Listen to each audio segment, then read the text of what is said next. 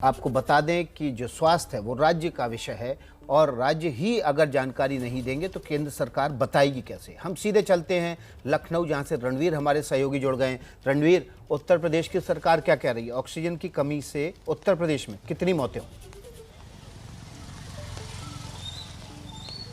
देखिए, अभी फिलहाल सरकार की तरफ से इस मामले में बोलने के लिए कोई सामने नहीं आया है और अगर मौतों की बात करें तो ओवरऑल एक डाटा है 22,737 लोगों का।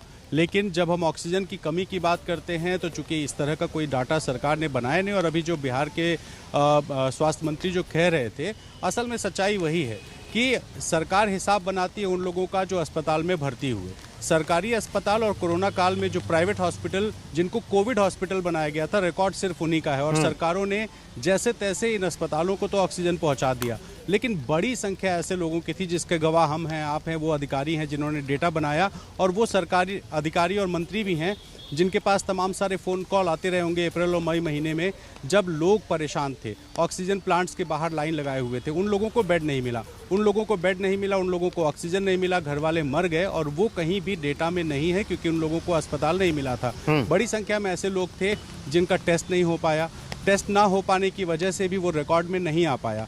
यही वजह है कि जो सरकारी आंकड़ा है वो कह रहा है कि किसी की मौत नहीं हुई है, लेकिन जो लोग हॉस्पिटल नहीं पहुंच पाए, जिसका गवाह हम सब हैं, वो सारे लोग बिना आंकड़े के मरे हैं और ये एक सच्चाई है।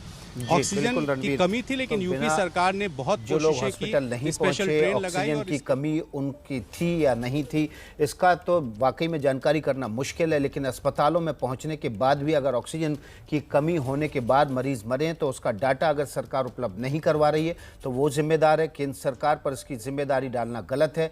राज्य सरकारों को खुद आकर बताना होगा कि उनके राज्य में ऑक्सीजन की कमी से कितनी मौतें हुई हैं।